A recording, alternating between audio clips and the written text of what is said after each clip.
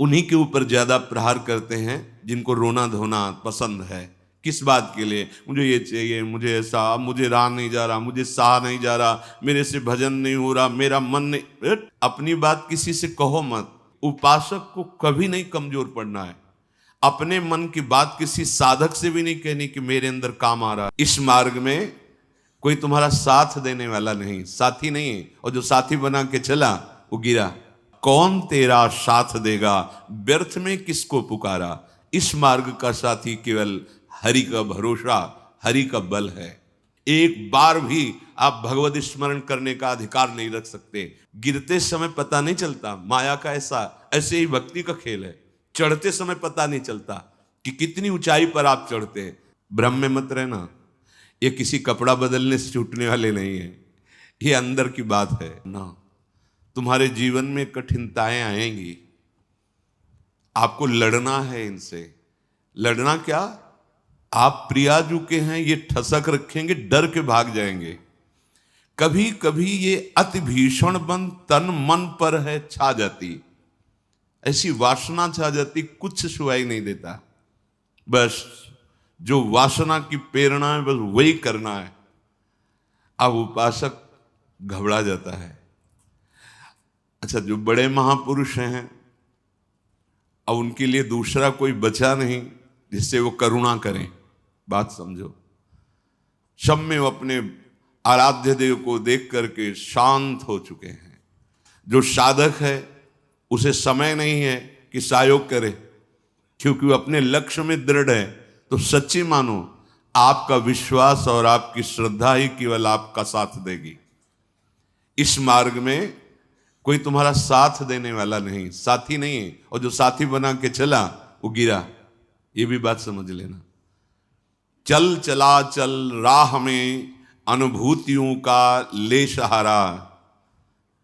अगर तुम अपनी अनुभूतियों को अपने साथ रखोगे कि पग पग पर मेरे कृपालु आराध्य देव ने कैसे मुझे संभाला है, फिर कोई तुम्हें जरूरत नहीं किसी के सहयोग की। तुम्हारी अनुभूतियां ही तुम्हें आगे बढ़ा देंगी। चल चला चल राह में अनुभूतियों का ले सहारा, कौन तेरा साथ देगा, व्यर्थ में किसको पुकारा। इस मार्ग का साथी केवल हरि का भरोसा, हरि का बल है। जो निराश होकर के रोने लगता है, ये भेड़िए की तरह है, और बालक के ऊपर ही इनका प्रहार होता है। वयोवृद्ध या ज्ञान वृद्ध के ऊपर भेड़िए का प्रहार नहीं होता। ये काम क्रोध आदि उन्हीं के ऊपर ज्यादा प्रहार करते हैं जिनको रोना धोना पसंद है। किस बात के लिए? मुझे ये चाहिए, मुझे ऐसा, मुझे रहा नहीं जा रहा, मुझे सहा नहीं जा रहा, मेरे से भजन नहीं हो रहा, मेरा मन नहीं। तुम मन हो, तुम तन हो, तुम भोगों के अभाव से ग्रस्त हो? नहीं नहीं, भूल मत करो। जो निराश होकर रोने लगता है उस पर ये विकार हावी हो जाते हैं। इसीलिए समझाते हैं, अपनी बात किसी से कहो मत, क्योंकि नासते विद्यते भावो ना भाव विद्यते। इनकी सत्ता ही नहीं काम क्रोध लोभ की। जब आप इनकी सत्ता देते हैं, स्वीकार करते हैं, तो ये आपके ऊपर हावी होते हैं। सच्ची अगर सत्ता ना दे तो इस समय नहीं दे रहे, सत्ता कौन सा विकार आपके ऊपर चढ़ा हुआ है। अभी आप उनका चिंतन करें, उनकी सत्ता दे तो अभी जिस विकार का चिंतन करेंगे उसी विकार से ग्रसित हो जाएंगे।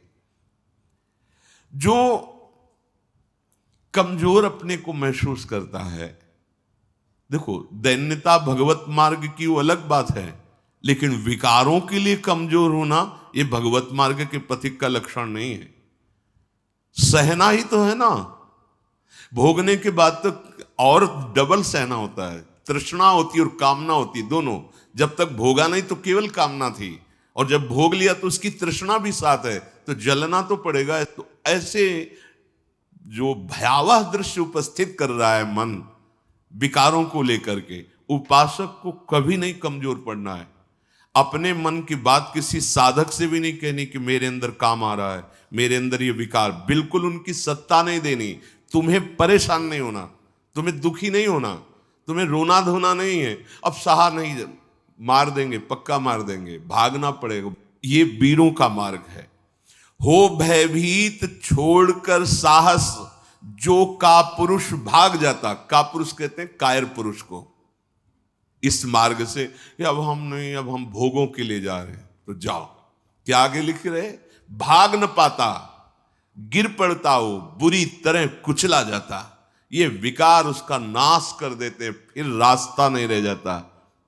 जो चढ़ाई का भगवत मार्ग का बहुत बहुत बहुत भयभीत करने वाली ये बात है।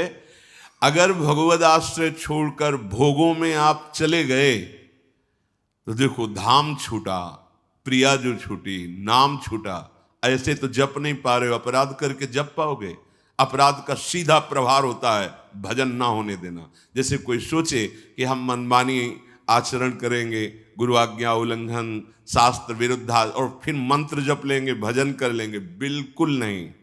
एक बार भी निज मंत्र स्मरण नहीं कर सकते, एक बार भी आप भगवत स्मरण करने का अधिकार नहीं रख सकते।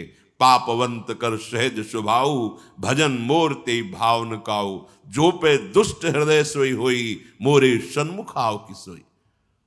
लड़ना है, बड़ो ही कठिन है भजन ढिग ढरिबो। जैसे एक शूरवीर योद्धा सामने से वार सहकर कदम आगे बढ़ाता है, ऐसे तुम्हें वीर योद्धा की तरह चलना होगा।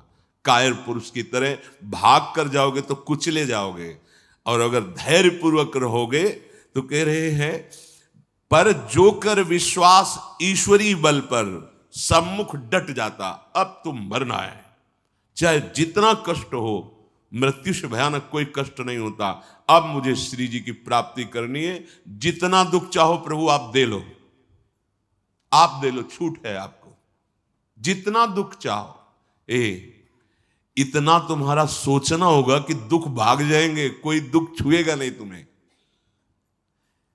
उससे डर वे भाग छूटती नहीं, दुखी वो हो पाता जिसने निश्चय कर लिया कि अब सारे दुख मुझे भोगने हैं, पर हम प्रियाजू को, प्रियाजू के नाम को, प्रियाजू के धाम को, प्रियाजू के चरणारविंद की उपासना को कदापि नहीं छोड़ सकता। कुछ भी हो जाए, सब डर जाएंगे, काम क्रोध लोभ मोह मद मत्सर, पर हम कायर पुरुष जैसा आचरण कर बैठते हैं। गलती हो जाती है कि हम विषय सेवन में ही शांति का अनुभव करना चाहते हैं। हम चाहते हैं अगर हम ये विषय सेवन कर लें तो हृदय शांत हो जाएगा, जलन मिट जाएगी, कुचले जाओगे, परमार्थ से बहुत दूर कर दिए जाओगे, आपको पता ही नहीं चलेगा। माया का खेल ऐसा है, पता थोड़ी चलता है कि हम भ्रष्ट हो गए, पता थोड़ी चलता है कि हम इतने नीचे उतर गए। जब कोई महात्मा आपको दर्शन कराएगा कि आप कितने नीचे गिर गए, तब आपको पता चलेगा। गिरते समय पता नहीं चलता। माया का ऐसे ही भक्ति का खेल है, चढ़ते समय पता नहीं चलता कि कितनी ऊंचाई पर आप चढ़ते हैं। जब गुरु कृपा से कहीं ऐसे द्वंद्व उपस्थित होते हैं और उन द्वंद्वों पर आपका हृदय विचलित नहीं होता, तब पता चलता है कितनी कृपा भक्ति की है कि हमें इस ऊंचाई पर बैठाल दिया कि मान अपमान, लाभ हानि, दुख सुख, ये हमारे ऊपर कोई प्रभाव नहीं डाल पा रहे। पर ये डट वही सकता है जिसने अपने जीवन का लक्ष्य निश्चय कर लिया है। श्रीपाद कह रहे, राधा दास्य, मुझे श्री जी चाहिए। जिसने मन में ये निश्चय कर लिया कि अब मुझे प्रियालाल चाहिए, तो उसकी चाह में इतनी सामर्थ्य होती है कि सबसे लड़ सकता है। जैसे धन की चाह आने पर चोरी करने के लिए भी उतारू हो जाता है, हिंसा करने के लिए भी उतारू हो जाता है, उसको कुछ भी डर नहीं लगता। एक धन का लोभ चढ़ता है तो प्राणों को सौंप दिया, भय को बिल्कुल रौंद दिया, और जैसा भाव बना वैसा कर बैठा। और आप प्रभु को चाहते हैं और आपको डर लगता है। आप परम धन श्री लाडली जी के गोरे चरणारविंद की प्राप्ति करना चाहते हैं, तो अब अपना अधिकार, अपना पन, अपना महत्व श्री लाडली जी के चरणों में। हे प्रभु, हे प्रिया जी, ये प्राण, ये तन, ये मन आपको समर्पित है। अब जैसा जी चाहे वैसा आप करो। यही है सुदृढ़ योद्धा भगवत मार्ग का। अपना अस्तित्व, अपना महत्व, अपना जीवन जब तक जीवन धन के चरणों में समर्पित नहीं करोगे, तब तक जो स्वामी श्री हरिदास जी महाराज करें, ज्यों ज्यों राखत हो त्यों त्यों रहियत हो हरि। जैसे आप रख रहे हो मैं राजी हूं उसी में, जोई जोई प्यारो करे। ये सिद्धांत, ये रोना धोना नहीं। ये जैसे कभी कभी उपासक वहां प्रश्न कर देते हैं जाके, भजन में मन नहीं लगता, हमें लगता है हम इस मार्ग में चल नहीं पाएंगे क्या? आप चल रहे हो या गोद में बैठे हो? पहले निश्चय करो। यदि चल रहे हो तो इतनी टांगों में दम नहीं है कि ये चढ़ाई तुम चढ़ पाओगे। तो गोद में बैठे हो तो चलने का तुम्हें डर फिर क्यों है? श्री हरिवंश प्रताप नाम नौका निज खेवक, भवसागर सुख तरत निकट हरिवंश जो सेवक। पहली बात तो तुम चल नहीं रहे हो, तुम गोद में बैठे हो। ये जो सौंप दिए मन प्राण तुम्ही को, सौंप दिए ममता अभिमान, जब जैसे जी चाहो बरतो अपनी वस्तु सर्वथा जान। ये चलने वाले पथिक का नहीं है, ये समर्पित पथिक का है। बैठ गया प्रभु के चरणों का आश्रय लेकर। दूसरी बात, कभी कभी मना स्थिति ऐसी होती है, वो टिकाऊ थोड़ी है। कबहू तो थोरो भजन, कबहू होत विशाल, मन को धीरज छुटे नहीं, गहन दूजी चाल। कभी कभी मन नहीं लगता है तो क्या, अरे वो स्थिति आई है, प्रमाद की स्थिति, तमोगुण के कारण कोई कुसंग बन गया, जिसके कारण ऐसी स्थिति आई है कि आपको डर पा रही है कि भजन नहीं होगा, हम पूरा जीवन निर्वाह नहीं कर। नहीं, ये तात्कालिक है, थोड़ी देर में कोहरा हटेगा और आप प्रसन्न मन से चल पड़ेंगे। हे प्रभु, ये जीवन मेरा आपके चरणों में समर्पित है, क्या परेशानी? हे नाथ, मेरा मन, मेरा तन, मेरा प्राण आपको समर्पित है। आप जैसा चाहो खेलो, मत सकुचाओ, अभी आपका है, आप जैसा चाहो। फिर आप शिकायत कैसे करें? फिर आपका प्रश्न कैसे बनता है? ये जब तक मेरे मेरे मेरे तब तक नहीं हटा पाओगे। और ये आपको दिया, अब इसमें काम रखो या आप रहो, इसमें प्रेम भरो या आप इसमें विकार भरो, आपको पूरी स्वतंत्रता है नाथ। उसी दिन से आप देखेंगे मन निर्मल होने लगा। क्योंकि जब तक अहंकार रहता है तभी तक ये सारे विकार आक्रमण करते हैं। अहम प्रभु के चरणों में समर्पित हुआ कि वो दिव्य निर्मलता, दैवी संपदा के भागवतिक सद्गुण अपने आप आने लगते हैं। जिस समय आपको मान अच्छा लगे, अपमान दुखित, तो समझ लो आपका अहम अभी समर्पित नहीं हुआ। उपासक का जब अहम समर्पित हो जाता है तो मान अपमान सुख दुख से अब मेरा रहा न कुछ संबंध। तुम ही मेरे कैवल्य परम पद हो, और बंधन है तो सिर्फ आपका ही बंधन है। ये आप ही हमारे मोक्ष हो, आप ही हमारे बंधन हो, आप ही हमारे साधन हो, आप ही हमारे साध्य हो। आपसे ही सब कुछ है अब हमारा। अभी अभी निश्चिंत हो जाओगे, अभी निश्चिंत हो। आपको क्या परवाह? जब आपने अपने आप को प्रभु के चरणों में समर्पित कर दिया तो अब जिम्मेवारी प्रभु की है। पर आप समर्पित वाणी से केवल कह रहे हैं, अभी अहम है। आपको पता लग रहा है कि भगवान पता नहीं संभाले कि न संभाले, गति बनेगी कि नहीं बनेगी, पता नहीं लाभ मिलेगा कि नहीं। ये शरणागति का लक्षण नहीं है। छूटे सभी अन्य आश्रय, अब मिटे सभी संबंध अनित्य। ये जो अनित्य संबंध है, हम लोग समझते हैं कि बाहर से बाबा जी बन जाने पर छूट जाते हैं। भ्रम में मत रहना, ये किसी कपड़ा बदलने से छूटने वाले नहीं है। ये अंदर की बात है। जो जड़ चेतन का संबंध है, ये अंदर का संबंध है। बाहर का घर छोड़ दिया, बाहर के संसारिक कपड़े छोड़ दिए, बाहर का भाव दिखाते कि हम वैराग्य से हैं, लेकिन अंदर की बात देखो। संबंध अगर प्रभु के अलावा किसी और से है, वो क्यों न तन हो, वो क्यों न कोई विषय हो, क्यों न कोई सुख हो, चाहे लोक लोकांतर का कितना भी बड़ा सुख हो या सिद्धि हो, वो अभी राग रहित नहीं हुआ है। पूज्य श्री पंडित गया प्रसाद जी महाराज, बड़े पहुंचे हुए महापुरुष जो निरंतर भगवान की लीला में डूबे, वो कह रहे हैं चिंतन संबंध का बोध कराता है और संबंध ही चिंतन में स्थित रखता है। अब आप देखो आपका चिंतन क्या चल रहा है, महापुरुषों के वचन है। चिंतन आपका जहां है आपका संबंध वही है। अगर प्रियालाल का चिंतन चल रहा है तो प्रियालाल से संबंध है, शरीर का चिंतन है, इंद्रियों का, भोगों का, वस्तु का, व्यक्ति का। ध्यान दीजिए, आपका संबंध जहां होगा वहीं चिंतन होगा, और जहां चिंतन होगा वहीं संबंध माना जाएगा। आप कहते हैं हमारे माई श्यामाजू का राज, कहां चिंतन है आपका?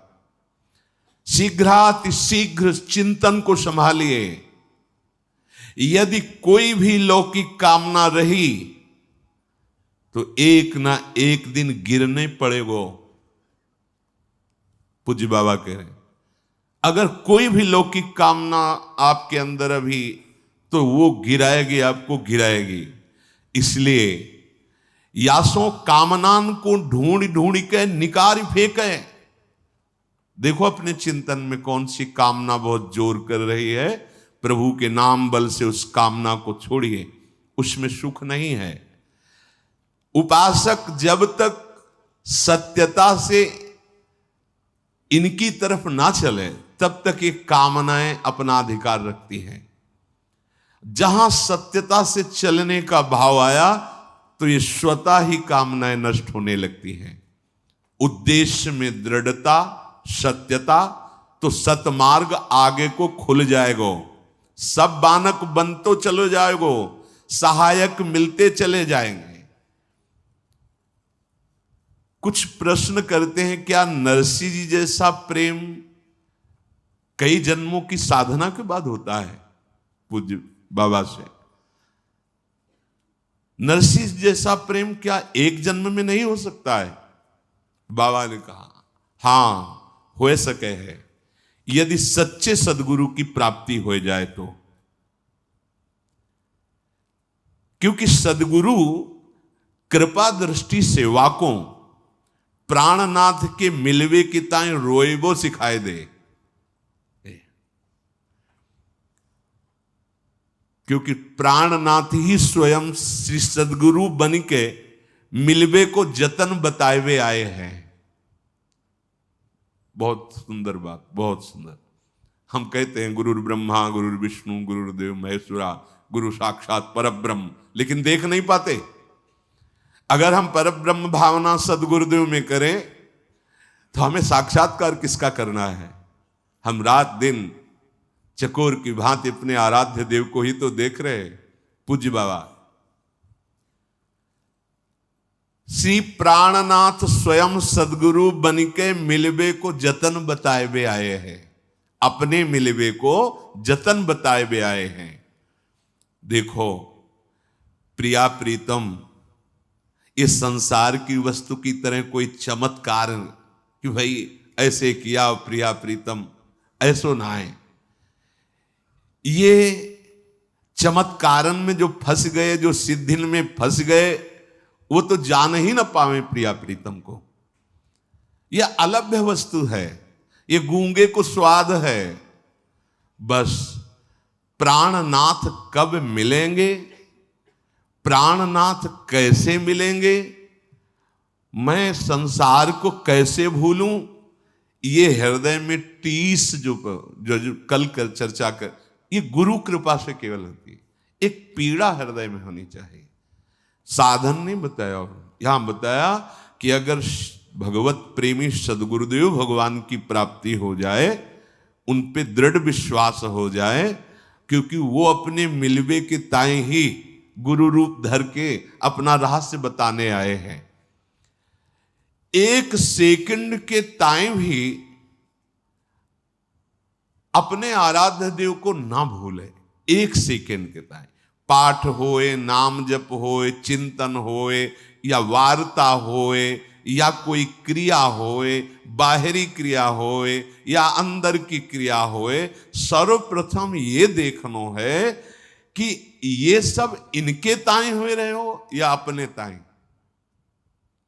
ये बात है, अंदर की चेष्टा बाहर की चेष्टा आराध्य देव की गुरुदेव की आज्ञा के अनुसार हो रही या अपने मनमानी। यदि इनके ताई हो रही तो प्रेम, और अपने ताई हो रही तो कामना वासना इच्छा लालसा। अपने ताई तो कामना वासना इच्छा लालसा। अंतःकरण को एकदम खाली करना पड़े। अपनो स्वार्थ नेकहु न छुई जाए तो श्री सदगुरुदेव की कृपा सिंह है और माया बकरी है।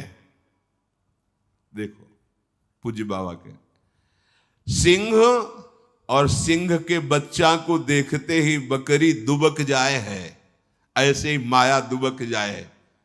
जो सदगुरु का कृपा पात्र है, आज्ञा पालन करता है, तो ये माया बकरी उसके सामने दुबक जाती है। ऐसा नहीं कि उसे फंसा सके। सदगुरु भगवान के दुलारे जीव को माया की ताकत देखिबे कि नाए। देखो, अरे वो ठाढ़ी ठाढ़ी सूख जाए, वाक्य ऊपर कबो अपनो प्रभाव न दिखाए पावे। यह पथ तो श्री सदगुरुदेव भगवान के हाथ बिकायबे पे प्राप्त होता है। साधक अपने मन सो ऊंचो कितनो साधन करे, कितनो ऊंची स्थिति प्राप्त करवे को प्रयत्न कर ले, किंतु अंत में वाको गिरनो पड़ेगो।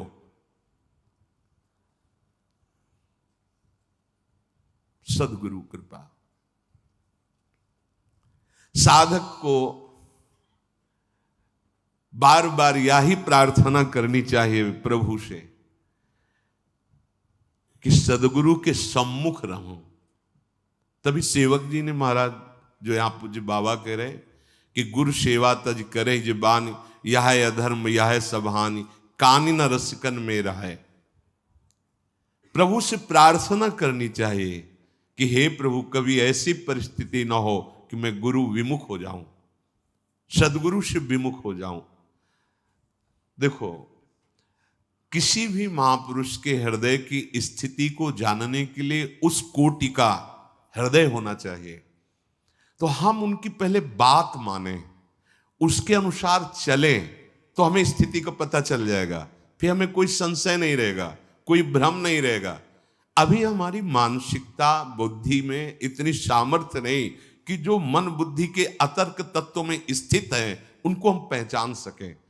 तो हमारी उपासना शुरू होती मानने से, वेदांत की उपासना शुरू होती है जानने से। वो जानकर मानते हैं, हम मानकर जान जाते हैं। पहले हम मान लेते हैं गुरु साक्षात परब्रह्म है। भी कोई ऐसा नहीं कि तुम्हारे मानने से क्या होगा, वो है। वही प्रभु अपने आप को जनाने के लिए सोई जाने जी देव जनाई, वो सदगुरुदेव भगवान के रूप में आए हैं। जासो आपको दर्शन करने की सुविधा मिलेगी। अगर गुरु के सन्मुख रहेंगे तो आपको आराध्य देव का जो स्वरूप है गुरुदेव के अंदर छुपा हुआ, इस ढांचे के अंदर, उसकी सुविधा हो जाएगी आपको। उपासक को छल कपट दंभ पाखंड राग द्वेष क्रोध विरोध ये तभी छूते हैं जब गुरु विमुख होता है। पक्का। भजन और संत समागम, कोई त्रिभुवन में ऐसी स्थिति नहीं जो प्राप्त न करवा दे। ये दो बात, जो गुरु प्रदत्त भजन है और जो गुरुजनों का संग है, ये दो, ये ध्रुवदास जी ने भी कहा है, साधन को हरि भजन है कै सत्संग सहाय। तो यदि छल कपट दंभ पाखंड राग द्वेष क्रोध विरोध ये हृदय में है तो आप गुरु से विमुख हैं। आप देख लीजिए, अगर गुरु के सन्मुख हैं और भजन हो रहा है और संत संग, तो ऊंची से ऊंची कोई भी स्थिति ऐसी नहीं जो आपको प्राप्त ना हो जाए। अर्थात नरसिंह मेहता जी जैसा प्रेम इसी जन्म में बहुत शीघ्र प्राप्त हो जाए। रहनी बनाएवे में चूक कर दें हम, पूज्य महाराज जी कह रहे हैं, जाको श्री भगवान की आवश्यकता ही अनुभव ना होए।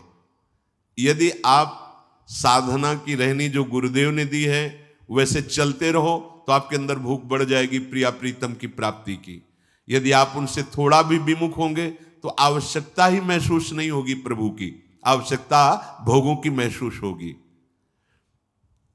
अध्यात्म की नींव है सद्गुरु श्रद्धा। संतन की कृपा मनाओ, भक्तन सो मैत्री करो और ये बात मांगो कि हमारे सद्गुरुदेव भगवान में अपार श्रद्धा है।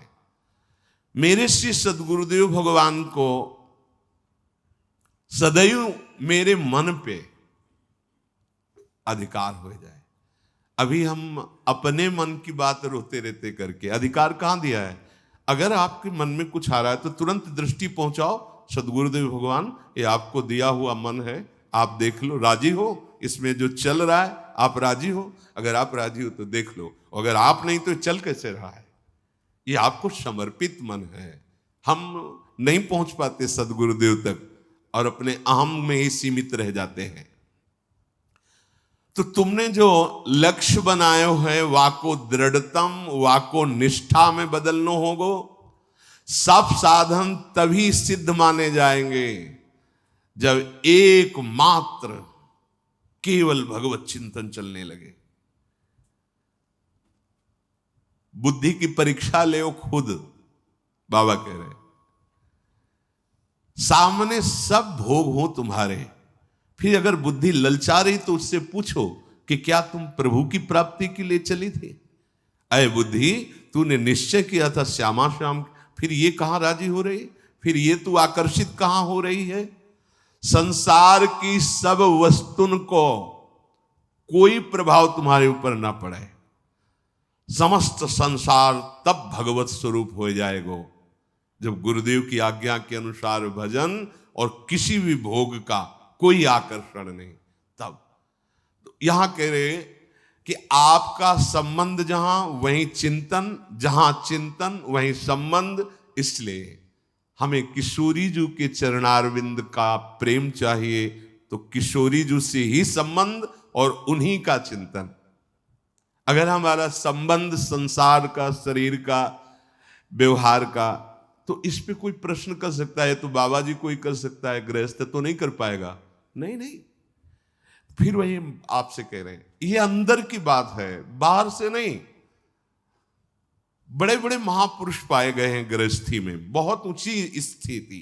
पूज्य श्री जयदयाल गोयनका जी, पूज्य श्री भाई जी महाराज, और भी बहुत से ऐसे सदगृहस्थ हुए जो बहुत प्रेम की ऊंचाई पर विराजमान हुए, ज्ञान की उत्तम भूमिका पे पहुंच गए। बात अंदर की है। अगर अंदर आप इसी जन्म में भगवत प्राप्ति करना चाहते हैं तो आपका चिंतन केवल प्रभुमय होना चाहिए, एक एक क्षण प्रभुमय चिंतन। हमारा चिंतन ही हमारा जीवन है। बिल्कुल चिंता छोड़ दीजिए, योगक्षेम वाहन भगवान करेंगे। अनन्यस चिंतयन्तो माम, बार बार जीवन का सार चिंतन है, बस ये समझ लो। हृदय में हमारे प्रिया प्रीतम का चिंतन, श्यामा श्याम का चिंतन, तो जीवन सार्थक है। श्री राधा और श्री श्याम सुंदर उसी से संतुष्ट होते हैं जो नित्य निरंतर उनके चिंतन में स्थित रहता है। उनको और कुछ नहीं चाहिए। प्रिया प्रीतम को या हमारे आराध्य देव को और कुछ नहीं चाहिए, चिंतन चाहिए। पकड़ लो इस बात को। तभी बड़े बड़े सम्राट भी वैरागी जनों के आगे मस्तक झुका देते हैं, क्योंकि उनके पास वो है नहीं जो उनके पास है। उनके पास क्या है? चिंतन। अगर आपके पास भगवत चिंतन नहीं है, आप हमारे प्रभु को रिझा नहीं पाएंगे। वस्तुओं से, नाना प्रकार की भोग सामग्रियों से, तो साधक, उनकी आराधना करने वाला, वो विरक्त हो जाता है। ब्रह्मादिक के भोग सब विषम लागत ताय। इसलिए श्री राधा चरणारविंद की प्रीति प्राप्त करना जीवन का परम लक्ष्य और निरंतर श्री प्रिया प्रीतम के चिंतन में रहना, और वो होता है सद्गुरुदेव भगवान की कृपा से।